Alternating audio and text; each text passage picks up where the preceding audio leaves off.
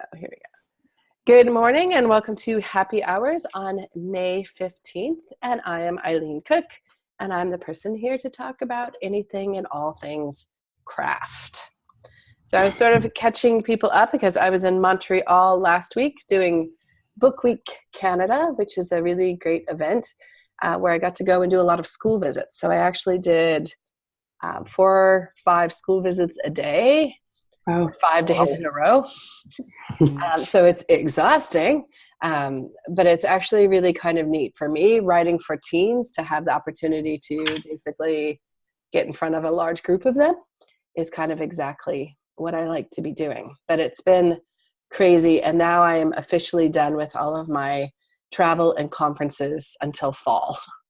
And yay. I'm very happy about that, actually.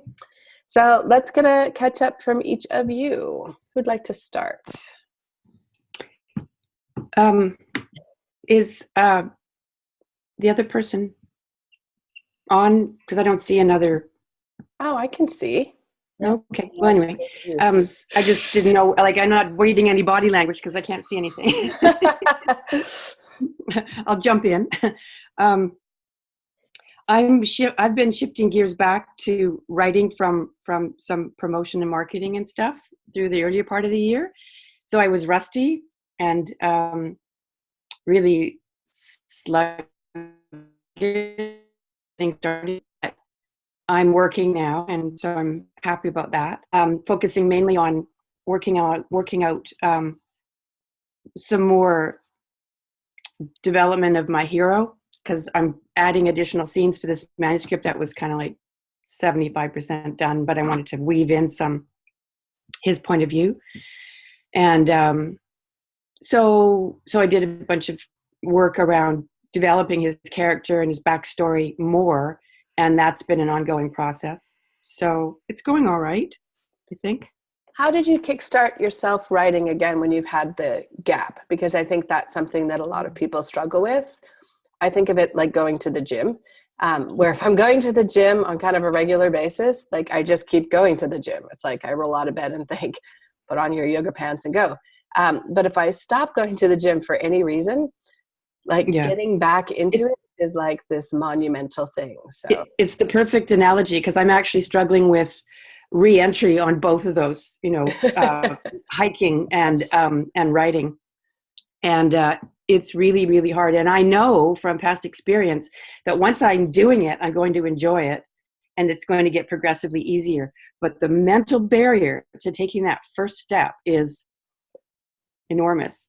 So this is the slowest re-entry that I have ever had, probably on both counts. And I'm not sure why. I don't know, thin edge of the wedge, I guess. I'll do stuff like tidy my desk, just so that I like being in here better and not avoiding the space. I'll do things like sign up for a webinar about something relevant. So I did a little webinar with Mary Buckham on 11 male archetypes or something like that. And that helped. It helped me get into thinking about my guy and understanding. And then I'll make a bunch of messy notes. And then eventually I'll actually push the button to open the manuscript, get back into Scrivener. Actually, the other thing I did this year was I learned how to use Eon Timeline, because I bought it back before Christmas and hadn't even opened it. So I thought, well, this is a good opportunity. So I opened it and started working on arcs, story arc, romance arc, character arcs, and just pushing bits around, until I was more drawn into the story again, because it'd been a couple years since I've worked on this manuscript.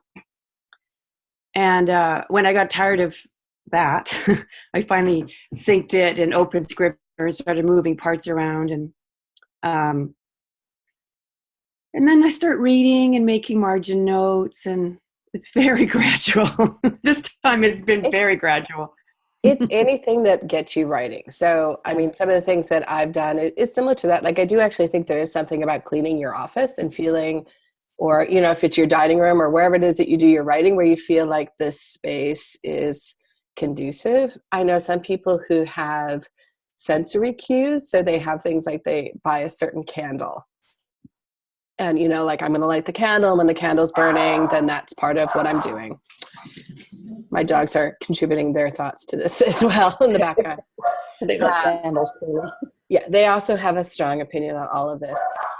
Taking a class, going to a conference, sometimes just psyching yourself out in the same way that you do at the gym, where I tell myself, if you just go and walk on the treadmill for 10 minutes, you know, you can consider that success. So for me, that sometimes is enough where, you know, if I get myself all the way to the gym, I'm not going to sit on the treadmill for 10 minutes. I'll walk at least 20, right? Like if I did that much, I'll just keep going. Yeah. But it's fooling myself, right? So for my hikes, all I have to do is get the clothes and shoes on and get out the door. And then I'm outside and it's nice and I want to walk around. So if I can tell myself I'm just going to go to the corner and back, something tiny. I've seen read a couple of articles or webinars or something recently about this whole question of psychology and goal setting. And because I think that there was a time when we were taught by the, you know, common wisdom that we should, you know, swallow the frog, bite off the biggest chunk, take care of the important things first. And in fact, that's very intimidating and sometimes works against us and launches quite an elaborate process of procrastination and avoidance and some very powerful mental barriers. But if you start with something that's small and non-threatening, it can get you in the door. Peer pressure also works. I mean, we know this is why things like Weight Watchers and things work, is because we're often much better about the fact if we've made a commitment to someone else than to ourselves. So if we say, you know, we're going to meet someone at the gym, then we're more likely to go. And it's the same with writing. And so I know a lot of people who do write-in. So it's like, we're all going to meet at, you know, the coffee shop. This is one of my new tricks. Is everybody watching you? Well, that's the idea. I haven't put it up properly yet, but it's supposed to induce, my obliger.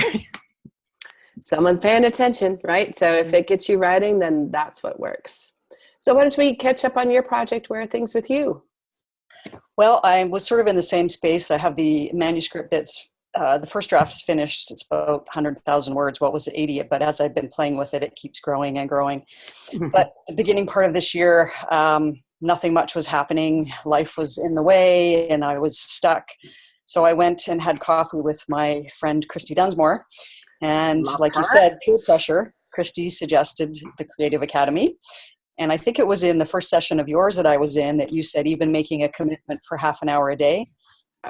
So I started with that. And then I've been working with Donna and sending her an email every day of how much I've been able to accomplish, aiming at 30 minutes a day. And I've been doing really well with it, more like an hour most days of writing. And looking through all of the stuff that's available on the Creative Academy has really helped. So that's good. And I'm meeting with Christy again. We're going to do monthly get-togethers and share pages. So that's been good. I'm mostly struggling with point of view issues in the manuscript. So been learning a lot about different options. And I was at the Greater Vancouver Writers Association. I think you guys were, one of you was there anyway. I was, on Saturday, and had some great advice there from some of the people in my group. So I've been trying to apply that. So doing some of the things you guys talked about, the peer pressure and just trying little bits to see if I could move forward. And it seems to be working as long as life doesn't get in the way again. Yeah, I mean, here's the horrible news. It will. Allow me to bring everybody down. Like, it will. Like, that's the cycle of life I find for myself. But I do find if life does get in the way, but I can still maintain some kind of regular contact with writing, I will stick with it. It's when and again, to me, it's so similar to going to the gym, which could explain the size of my behind. But if I'm not going, then I just, like, it becomes this unmanageable thing to get back. And it almost, even though I kind of want to be doing it, I just will put it off and put it off and put it off. And it gets bigger and weighs on you, like it's my always butt or the weight of thing. Because it is also getting bigger and bigger and weighing on, which is why I'm trying to go back to the gym. But the longer you're away, the harder it becomes to get back. And the more pressure you put on yourself that if you're going to get back, that you have to somehow be back all the way, that you have to be the next Hemingway or something. You can't just, write for 20 minutes. It's got to be like the best thing you've ever written, or it doesn't count. And that can be tremendous pressure on you, which then makes it even less likely that you're going to address the issue and tackle it. So I do think playing with different tricks makes a big difference. Go ahead. Your advice, Eileen, to that when your head's out of the story for too long, if you jump in and out of it. So just being, even if I only have 20 minutes, half an hour a day, it's keeping my head in the story. So when I'm driving or, half asleep at night, the story's in my head. So I'm still subconsciously working on it. And I've actually worked through some stuff just because I'm reattached to the story and the characters. That is very good news to hear. Yeah. So there's another member. Oh, go ahead. There's another member of our group, Natasha, who has to kind of tackle that particular problem. Piggybacked her writing habit on something else that she does every day. So like if you have to remember to take a pill, you put it next to your dental floss. That sort of idea. Where if you want to create a new habit, you put some kind of cue or attach it to something that you already, without question, do every day. So she decided that she was going to open her manuscript and work for the 15 minutes it took for her to drink her morning coffee, instead of whatever, looking at social media or the news or out the window or talking to the dog or whatever. She would get her coffee, which she was never going to forget to do. Yeah. And she would drink her coffee, sitting by her computer, looking at her manuscript. Whether she wrote or not wasn't the point. She was going to look at it, review what she wrote yesterday, or think about what she wanted to do next or whatever for 15 minutes. And then she either would be drawn into it and work, or she would have an appointment to go to or be distracted, but it would already be in her head. And that would kind of accompany her through the day and draw her back whenever she was able to do some more work. There's also a theory called game theory, which is the idea that we naturally are sort of competitive. So if there's a prize, we tend to sort of play along. So I joined something called the Carrot app. I don't know if anyone's seen this. It's a health initiative thing where it tracks your fitness levels and various things, but you can attach it to a prize. So I have mine attached to a scene card. So if I hit certain step goals, I earn points towards free movies. And what's interesting for me is if I look down and I see like, oh, I'm only 400 steps short of my goal. If I just took the dogs for one more quick walk, I'd hit my goal and then I'll get my points. That will do it for me. Like, it's a strange thing. Like, I can afford a movie ticket. It's not that I need, but it's a free movie ticket. It's a free movie ticket, and it's a game now, right? Now it's a thing. So I have a friend who, one of the things that she actually does is she does a monthly schedule. And if she writes so many days out of all those, then she gets a spa gift certificate for herself to get a massage. So I like that. Do like 25 days out of the 30 kind of thing. And whatever that little thing is that's a treat for you, like if you tie your writing to that, that may be enough to be like, I need to get X number of words done, or I need to write so much per day, or whatever that target is for you, like setting up some kind of prize might be enough. Or, and again, getting together with other people and making it a competition. So I had some friends who were struggling in the query process. And so the goal was whoever got the most rejection letters in a month, the other person had to buy them dinner. So it was this motivation to be like, one took some of the sting out of it, because you'd be like, yes, someone rejected me. Like, that puts me ahead for the month. that they were earning, and then they would go out for lunch together and, you know, have drinks on the patio and talk about who they commiserate and survive it. But it, you know, it became a thing of, rather than feeling like, oh, I don't want to put another query out there, and it's so discouraging. Yeah. It was a way of making it kind of a game and made it a little bit more fun. So those are some things. The Carrot app, that only works for fitness. You can't adjust your goals to be writing or something, can you? Alas, no. It's strictly, I think it's by the BC government, because they have like little quizzes on, you know, what's actually involved in sugary drinks, for example. And when you do that, then you get 5 points if you answer the quiz, and you get points for steps and points for various things. But I will do anything for apparently free movie tickets. So it's working. So I'd had, someone had sent me a specific question, but I was curious if you guys had any questions on any craft or publishing kinds of things. I may be the one who sent the specific question. Was it a point of view question? No. Oh, I thought I did send you a question, but maybe it didn't get to you. Well, send it. Well, tell me now. Well, it's kind of, I have to give you the Coles Notes version of the story in order for the question to make sense. Is that okay? Yeah. I'll try and be quick with it. So the book is sci-fi by necessity because I needed a way for memories to get shared across people. So it's a young scientist who hates her life and has tried to escape her life unsuccessfully, but now she is uploading her mind in hopes that she will be the first sim to live in space. But really it's a veiled way to escape her miserable life again, which she is not admitting to herself. Someone discovers what she's doing, blackmails her, and she disappears. Her colleague, who's secretly in love with her, is desperate to find her, but can't find any trace. But he does discover she's left these massive data files for him. The data files are actually her neural upload, or her mind. But at this point in science, there's no way to decode, because she's doing this ahead of the scientific curve in hopes that in future she'll be able to live as a sim. But there's no way to read or decode this data, other than, he thinks, in a moment of panic, other human brains. And he happens to be working on a dream uploading project and panics and downloads her data into the brains of 3 research subjects who are friends. They start having bizarre dreams, visions, images, emotions, slowly figure out what's going on, share it between them. They go back to the dream research and discover what he's done. One of them wants to kill him. The other 2 are starting to have connections with the woman that they're experiencing, so they end up helping him find her, and through that, the sad story of her life is revealed, and why she wants to escape, and what her real story goal is, to go back to what her life was like as a child when things were good before everything went to shit.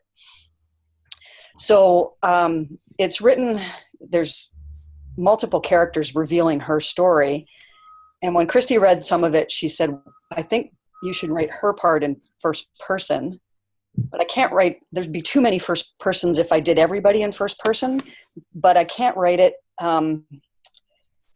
There's too many pieces where you're in people's heads. You have to be in their heads because they're experiencing this mind upload or download into their brains. So I was writing it in third omniscient, but Christy thought it was, and I've had other people say something similar, you're not close enough to the protagonist. To get involved, yeah. Yeah, so I'm rewriting some chapters now where I'm putting the protagonist in first, but now I'm trying to decide, somebody at the session on Saturday suggested I go deep third for the other characters and change which character we're with each scene or chapter. But I'm wondering if that's going to be too confusing, or as a relatively new writer of fiction, too challenging for me. Any advice? I was waiting because it looked like Mary was going to say something. No, well, I'm just curious where the actual woman is during all this. With all these you're following her, so she gets blackmailed and then kidnapped. She escapes, she hides, she takes off, and so you're experiencing, there's sort of 2 time frames that don't quite line up. There's her, and then there's the people experiencing bits of her life, and they weave together. So she's hiding, escaping, and then when she takes off, she's hiding in places that are parts of her history. So she's remembering parts of her history, and as she's going through those places and the memories associated with them, she's slowly starting to realize that maybe what she wants isn't to end things, it's to go back to how things were then. So these 3 dream subjects that have pieces of her consciousness are like parts of her. So they're like, so when they have these memories that don't belong to them, or these emotions that are alien to them, they're actually her flashbacks all the time. The way I've written them, they're fragments of her flashbacks, and you slowly start to see, it's like a puzzle slowly being put together in fragments and pieces, and then the timing of it is very tricky, trying to line up so that we know it's revealed through her memories as well as their fragments. Yeah, I'm curious to know what Eileen's going to say, because I feel like I want to see a stronger connection between the actual woman and these bits of herself, so that they function some way. I don't know. Anyway, I'll shut up now and see what Eileen's going to say, because it's complicated. Yeah, I mean, you have you certainly didn't start off like, I think I'll write a story about a girl and her dog. Like, you've picked a complicated story to tell. That's and telling it in a complicated way. Very writerly challenge.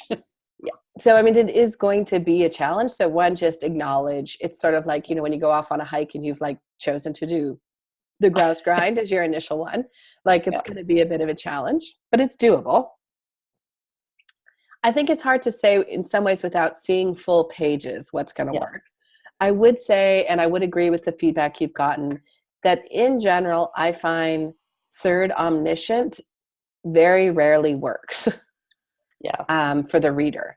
And it is too distant, and it feels much more clinical. And so there's no emotional connection to the story. So I'm thinking first or limited third. The nice thing is there one that feels more comfortable for you to write? Well, it can't all be in first because she's not there all the time. Yeah. I started writing it in first, and her only had me switch. So, I mean, there are different ways to play with this. And for me, sometimes the way I would tackle this is I might write every chapter in first, because first is the one that is the easiest for me to write. Like, that's just the way my brain works. So I might write every chapter first person, but changing whose perspective it is. So I don't know all the persons, but first is from the woman. The second chapter is first person, but from the perspective of Brian, the researcher. The third chapter. Then I might go back, because all of that first in all these different people's heads may be too confusing. Right. But I don't find it that difficult to go from first to third limited. Yeah. And if you start in first, your third is going to be closer. Yeah. Probably, right? I mean, it's just going to end up in there. You'll be in that person's head. So I might be like, okay, I'm going to keep the sections from the woman in first. And then I'm going to go to Brian, and I'm going to write it in first just so I can be in his head, and he's having these thoughts and he's not sure what he thinks of them, and blah, blah, blah. All of that scene. And then I might go back and be like, okay, now I want to switch it into third limited. So we're not completely in his point of view. We're taking one step back. So it's hers first, Brian's third limited, and so forth. Some of the people on Saturday suggested for not the protagonist, the rest of the people use third deep. And that was sort of a new concept to me. What are your thoughts on third deep versus third limited? The same thing. It's just got to do heard with them used interchangeably, so I'm not sure there is a difference. Okay. The only difference is narrative distance. And I took this workshop with Stephen Galloway years ago, and the more you limit what you see and feel and experience, the closer you are to being inside your point of view character's brain and body. So, I mean, if you think about third limited, you can write it sort of at arm's length, or you can write it right up here. Interesting. I did a workshop with Stephen Galloway, and it was one on using third limited, but the ability to move, as you said, in and out, like closer and Probably further the same workshop. Yeah. So he You calls guys that were like narrative. next to each other, didn't even know. That's his signature thing. But Yeah, he calls that narrative distance. But Yeah. third limited can be out here or in here. Well, that's how it's So written close. now. A close point of view just Yeah. means you're limiting it more, and you're more immersed in that person's. Yeah. I think there's a more visceral, and there's more.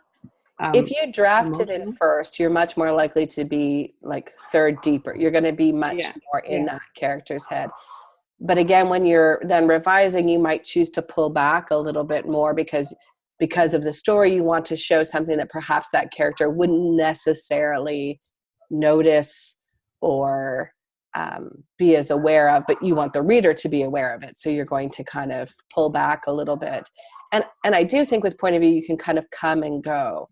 One of the other things you're going to have to consider is how many points of view characters do you want to have in a story? Right. So, just with you talking, I'm thinking I can think of at least 5. So there's the main protagonist, there's her friend who is the researcher, and then there's the 3 people who are, and I think that's manageable. I think more than 5 point of view characters, it starts becoming too much of a challenge. The other way you could do that is rotating between the protagonist and just the researcher who's close to her, because he could be reporting what those other people are telling him. Yeah. Or those could be scenes with those people, like whether or not those people, those 3 individuals need to have their own point of view, or whether or not it's their interaction with the researcher that's the more important thing. And that would let you narrow it down to 2 point of view characters. Because the alternative is to write those 3 dream characters so that you have to figure out a system so that they're either experiencing her thoughts and feelings or they're having their own. And you have to handle that so that it's distinguishable one from the next. And I think you would do that through voice and through their own characters. So they would have her thoughts, but then they would, critique them in some way. They would evaluate them in some way, react to them in their own voice. And that's how you would tell them apart. But then that's what I've done so far. You'd have to want to use that somehow in the story, because it could depends how strong you want those 3 characters to be. And it depends what the importance of those thoughts are. So is it directly important what she's thinking, or is it just important that they're having thoughts that are not their own? Yeah. Because if it's important what she's thinking, then you need to get very specific where we're hearing, obviously, exactly what those thoughts are. And otherwise, it can be someone, again, through their own perspective saying, I'm having all these visions, and in these visions, this is happening, or I'm feeling this, but I don't, try to think of an example. I'm having all these visions where I have a child and I don't have a child, but I feel very connected and I feel maternal towards this person and I'm holding it, and I know is different than I'm holding my baby. I'm feeling like, is it important to know exactly what my thoughts are, or is it just important to know the theory of the way I've written it is each of the 3 characters that gets parts of her having those experiences changes them in some way through the story. So one is an artist who's very tightly buttoned and quite anxious and has some mental health issues, and having these experiences forces her to create art like she's never done before, totally different, some of the best work she's ever done. The other 2 change in different ways, so you do need to see their reactions to the experience, not just what the experience is.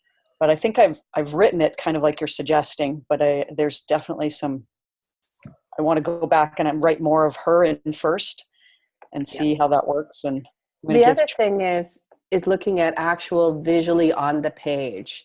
So for example, if it's her thoughts and her thoughts come across on the page as Courier font, almost like a computer font.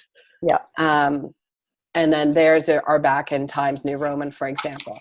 Sometimes that kind of visual thing, or you'll see sometimes people put some things in italics or so forth. I'll often do that with flashbacks. so that it's very clear to the reader, like, oh, we're experiencing a flashback at this moment. And it's just kind of a nice visual cue on the page. I like that idea. I've also written the flashbacks are in past tense. Yeah. And the rest is in present. Yeah. So anything you can be doing to basically, I always think of, we're trying to help the reader enjoy the story. Yeah. That's what we're trying to do.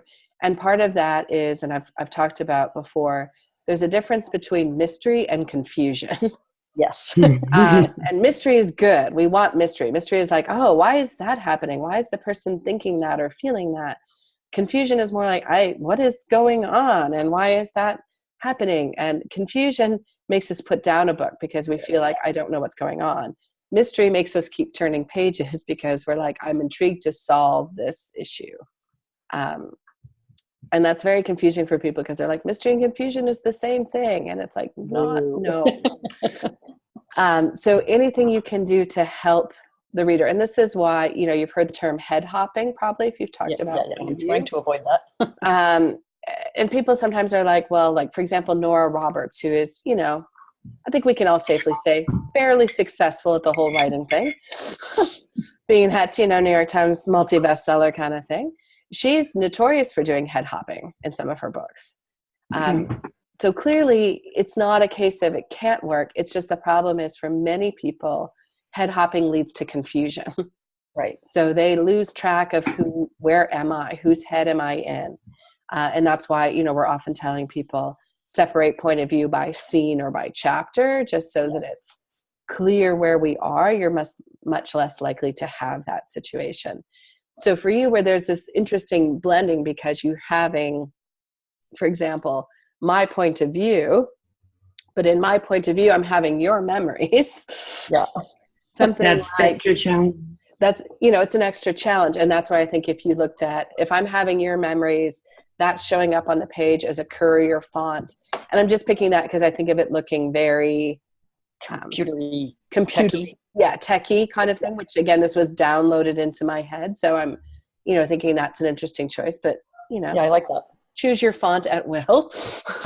And then when it's going back to my thought and my reactions to your thoughts, then it's back into Times New Roman or whatever font it is that you're using as your kind of classic font. Yeah. That will help a little bit, I think. Excellent. Thank you both very much. That's what we're here for. Quite a good puzzle you created for yourself there. I know. And when Hiromi told me I had created this great writerly challenge and maybe I should try something different, I'm one of those stupid, stubborn people. When someone tells me I shouldn't be doing something or I can't do it, I just go, just watch me. And maybe this is a mistake, but I'm too far down the path now. I can't relate to that at all. Well, and I mean, here's the thing is, if you do it wrong, you can fix it. Yeah. I think we sometimes, are so hard on ourselves, but, for me, it's a case of, I've rewritten entire books because I've changed the point of view character, or I've suddenly realized, I had a dual point of view and I only really want the one point of view, or, I think you can make those changes. And it's not to underestimate, and every person who's now going to send me an email, like, do you have any idea how much work that is? I get that it's a lot of work. I'm not afraid of that. But it is a doable thing. It is a fixable problem. And it can sometimes, again, for me, writing in one point of view unlocks the story. And I may then switch it to another point of view, but I had to write it. And again, for me, I often write in first because that's just my go-to headspace. And so that's what I do. I think I write in third because I see it like a movie. So it's like I'm watching a movie. Yeah. But now I'm going back and it's pretty easy to rewrite it into first now. Yeah. So. And I wonder, for me, I worked as a counselor for 20 years. So always what I was trying to do was understand, like try and be in my client's head and understand what they're thinking and feeling versus what they're saying. So I'm wondering that may be part of my even my training, because I remember when I was in grad school, one of our training therapists would say, okay, I want you to tell me your client's story, but tell it as if you were the client. Oh, so you've been trained. So we would have to do this thing where instead of saying like, well, Susan has a problem with her mother, it'd be like, no, go and do it as if it's you. And so you would start, okay, I have a problem with my mother. And then we would start to be like, you might realize what you were missing by telling it for yourself, because then the person would say, well, why do you have this thing with your mom? And you'd be like, I don't know why. Like, I know she makes me angry and I feel that she judges me, but I don't know why that bothers me. And then it would be like, well, that's maybe what you need to be asking that client in your next session. Yeah. So for us, it was a way of repositioning our thought process. That's and it really does work when you're writing and you're trying to get in your character and figure out what would they do next, how would they react to this situation, or what, or why they want to often one of my go-to kind of things when I find myself stuck with stuff like that is also to do just kind of like a journal or diary entry from that character's point of view. Even if it's not like, what are you thinking? So if it's a flashback scene, I'm like, let's imagine that they're writing the diary entry the day that thing happened. And what's their thought process? And then what would be a diary entry on maybe a year anniversary of that event? So for example, if I wrote a diary entry on the day that my mother-in-law passed, I imagine it would actually be oddly very clinical, because she'd been in hospice care. We'd been caring for her those past few weeks of her life. I was exhausted. We were getting by on, kind of 2 or 3 hours of sleep at a time.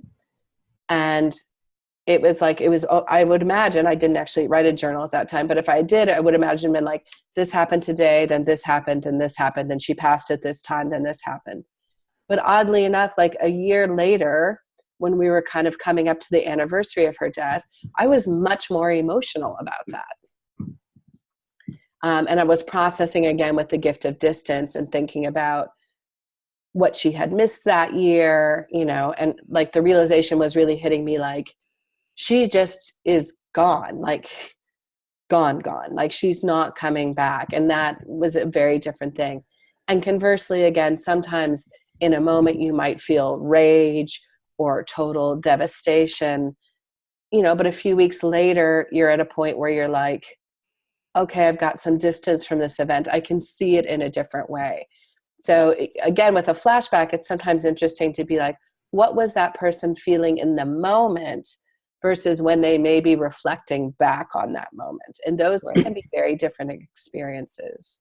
I think my use of third is probably like you. Grad school, I did journalism, so it was always the writing from third person. Like, and when I try to get into my characters now, I interview them sometimes. Yeah. Like I'm the, news reporter trying to get into their heads, but I might try the journaling because I might get better answers. Well, they may be more honest. Or the other thing, strangely enough, which I have sometimes backdoored my way in, if I have a character that I feel is maybe not very emotionally connected to their own thoughts and feelings, is to do a journal or a diary entry from someone who is very close and loves them.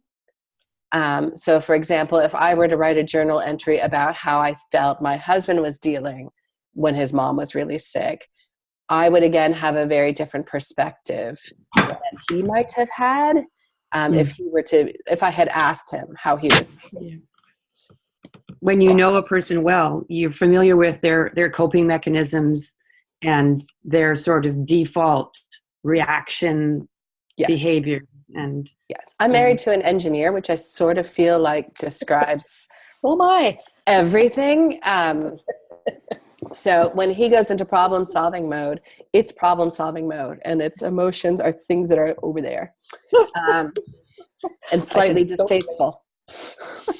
So I could probably better answer a journalist's questions, because if a journalist said to me, how is he coping with the death of his mother, I would be able to better articulate that than he would be able to articulate that. Yeah. Conversely, the other thing to do is to write a journal entry from someone who does not like your main character. So how do they interpret their things? Because again, sometimes someone who loves us will give us the benefit of the doubt, whereas someone who doesn't like us will be like, they're copping out again. They're doing something and not truly owning up to what they're saying or doing. Both of those techniques are a really good way to find the nonverbal behaviors that are so indicative of character or emotional state. Yes. Because you don't realize you're doing things, but other people either know that, yeah, well, he's going to go dig in the garden now because he's sad or angry or something, right? You may not make that connection, but somebody that knows you will see that, and you can use that as a motif to indicate certain emotional state. Well, and think about, some of us are really good at those nonverbal cues. So my dad was a great dad. So I feel I should start with that. Great dad. But he was like, he had anger stuff. Like he would get mad. He was a big Irish guy. Like he was a big fan of yelling. And I was very good at a very young age of reading my dad, where I could tell, like, he's a little irritated today. He's in a good mood. Oh, dad is not in a good mood. This is not a good day to push him. And I think you can kind of see those things. And again, I noticed that, women in particular, we tend to be sometimes maybe even hyper aware of nonverbal communication to the point where we're putting meanings on things that may not actually be there. We can do that. Not me, but you guys might do that. Not me. But again, looking at, I think, is there something, if someone else is watching your character, where they would be like, oh, he's pulling back emotionally. So is he, straightening his shoulders? Is he, tapping his pen or something that he might do at work when he's problem solving, that when he feels emotionally overwhelmed, he'll do as well in his personal life. And those are, again, often those details. So, I think sometimes what we're doing with point of view is sort of sneaking up on it. Like we're trying to trap point of view, like a hunting animal of some sort. So sneaking up on it by, trying to be in the character's head and seeing what I find out, trying to be in someone who loves them's point of view. If there's another character in the scene, so for example, for your characters that are experiencing this, if their spouse was laying next to them when they were having one of these dreams that were not their own, is there anything that they would notice? If they, for example, and I'm always trying to do it because I can see myself in the video. Like I talk with my hands, in case you can't tell. I'm like secretly signing everything that's happening, just not effectively. But I talk with my hands for sure. So one of the things that might be interesting is if you were writing me as a character, but I was having your memories, maybe in that moment I become very still. And someone who's watching me is almost like Eileen's not physically herself. Right? Yeah. Like, and again, one of the things, I don't know if you ever saw that TED Talk that talked about a power stance. You ever seen that? Where you stand like Wonder Woman? Yeah. So I often will do that before I do a public speaking thing, because I listen to TED Talks and they're like, it is a moment where it's like, because I feel anxious and I was that shy person in high school, but now I do all this public speaking, and I'm actually a fairly decent public speaker at this point. But I think part of it is faking it until you make it, kind of thing. So it's like I have this moment where I Wonder Woman up, and I'm like, all right, we're going to do this thing. We're going to go in there, and I'm going to talk to again, I just did all these school talks, and school kids are way scarier. Like facing a room of like 200 high school kids. You don't know fear until you've seen 200 high school kids that are like, they don't even pretend to be polite. Like they're not even phones here. Like, do I care? Yeah, like you better be on, because they will not. Adults will at least be like, polite. Yeah, but teens are like, no, I don't find you remotely interesting. So for me, it's that moment where it's like convincing myself, okay, like I am on top of this. I'm gonna, bring this talk. I'm gonna do this thing. And then I go out and perform that thing. So thinking again about point of view for your characters is, do they physically change when they're having these alternate memories? And does that, again, then, you're talking about how it impacts them and it changes their art and it does this kind of thing, that also how we physically move in the space changes sometimes how other people see us. So if you go to the front of a room and you're like, hi, everybody.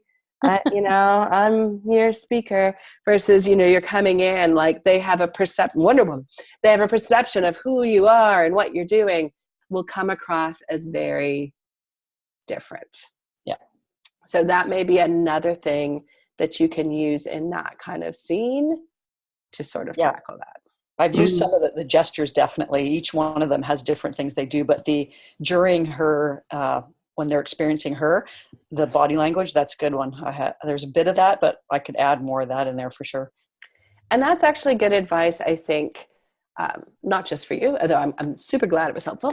But I think it's useful for all of us is sometimes when I'm revising, and I don't try and do it when I'm first writing the scene, but I imagine, have you ever seen a conversation, but you haven't been able to hear it? Yeah. So you're maybe outside and there's a glass window or something. And if you're like me and you're nosy, you're like, I wonder what's going on with that. Is sometimes I will imagine like if I was only viewing this scene and I couldn't see the dialogue lines, what would this physically look like? And I can then sometimes add those details in by just giving myself a little bit of distance from it. So when I'm in their head, it's easy for me to imagine like, okay, they're picking at their fingernails because they're nervous. But sometimes, again, it's interesting to be like, if I was outside and I was watching this through a window and I could not hear what they were saying, what would I be seeing and what would my perception be? Even if that perception is potentially very wrong. So maybe they're sitting really close together and I would be thinking that they're having a romantic conversation, but they're actually sharing secrets about how to hide a body or something. But it's for me, it's a chance to kind of back up and try and see that scene in a way that I might not otherwise do it.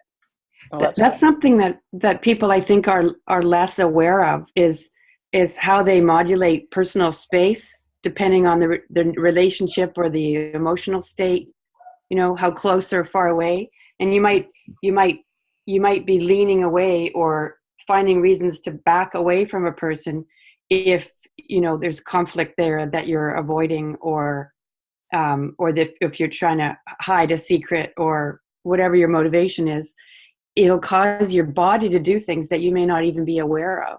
The same thing with if you're attracted to someone, you're going to get closer and whatever, expose your neck or whatever it is you do. So he makes me sound like I'm going to show my belly, like I like you, or lean forward to show off a bit of cleavage without being aware that you're even attracted to them. Yes. Certainly not that you're showing your cards, right? It's not my cards they want to see, I'm pretty sure. Could be wrong.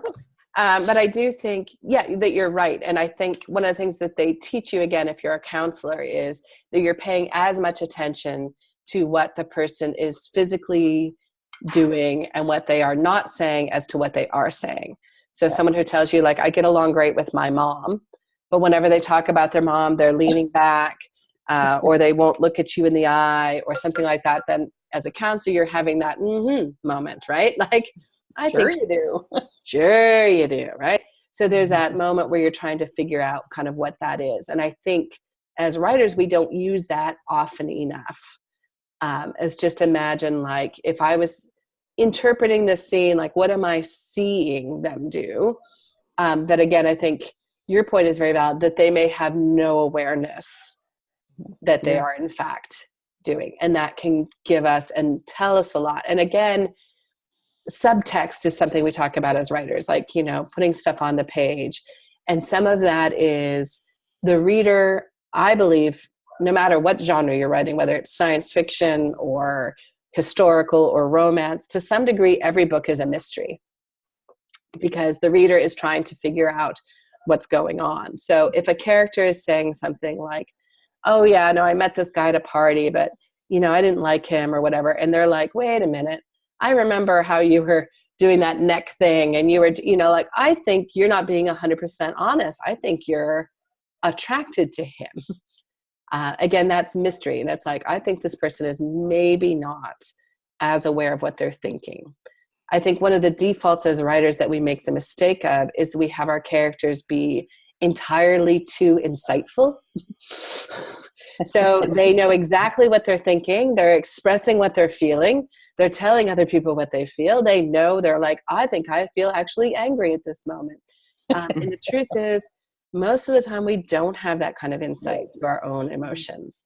And, we are telling ourselves like, I'm just mad. I'm mad at him. And it's like, no, I'm actually scared. I'm scared about having to deal with this issue. So it's easier to be mad than it is to be scared, or it's easier to feel whatever than it is the actual emotion that I'm, anger is one that's very hard for women to sometimes own, to the point where I don't know if anyone else has this experience. I used to cry when I was really mad.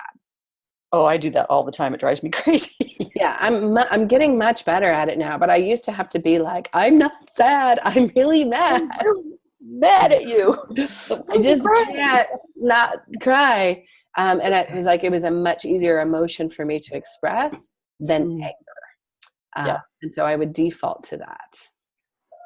And it's almost the opposite, I think, for men. You'll find them being angry or I'm watching this really peculiar Korean teen soap opera right now on Netflix. And there's one character, there's this one character who had a very privileged but lonely childhood. And whenever he's feeling vulnerable, he insults the heroine. And he's quite mean, he's quite abusive. But he's so consistent with it that you can clearly see he's feeling affection and vulnerability, emotional vulnerability. And so he calls her names and he insults her and he pushes her away.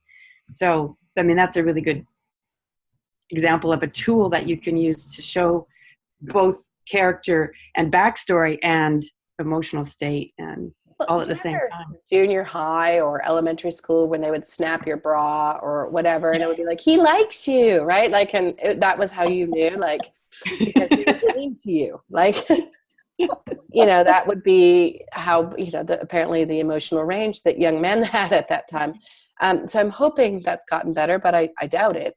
And I'm not even sure for adults that's always very easy.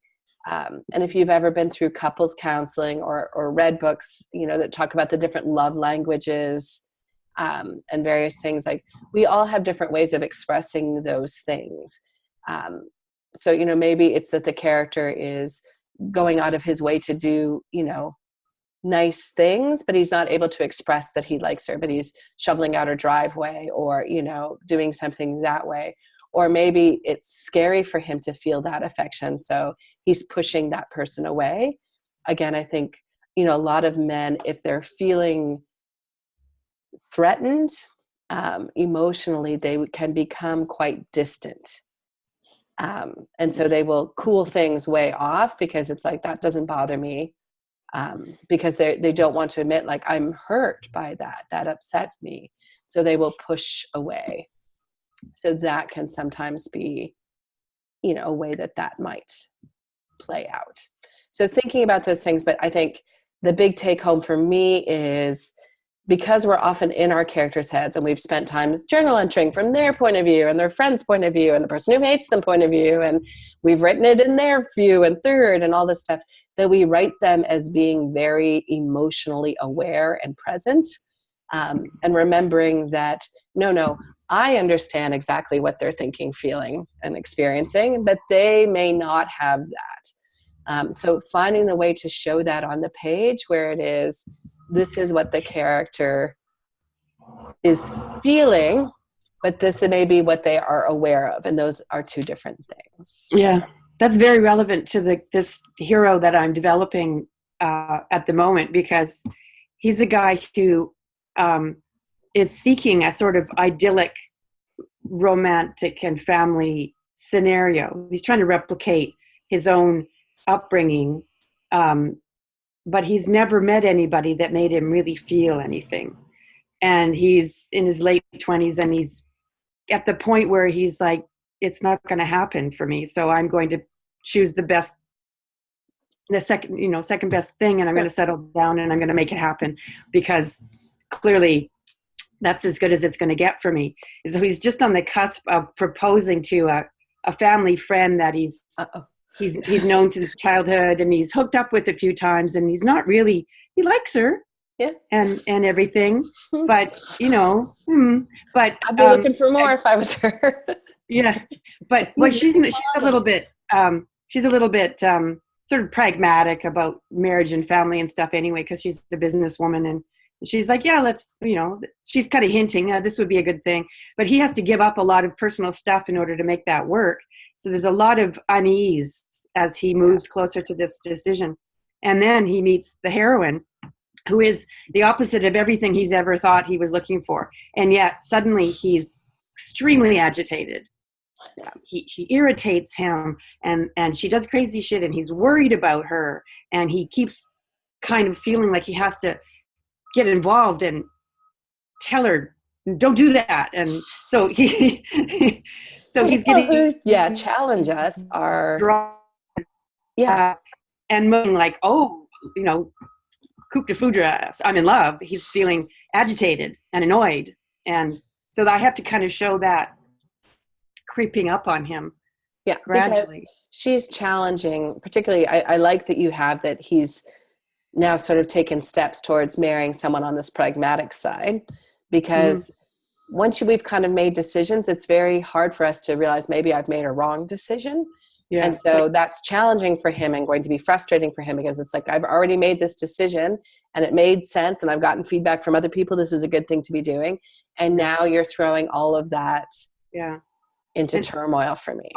On top of that, his character is such that he likes things to be tidy and comprehensible.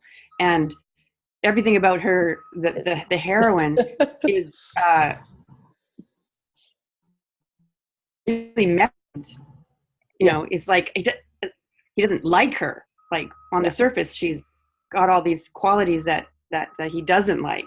So he's got to work through that to get to his actual feelings about her. Well, and it's often a coming together. Like, my husband and I have, been through couples counseling before and had those kinds of discussions, because I'm definitely drama and emotion, and he's definitely an engineer.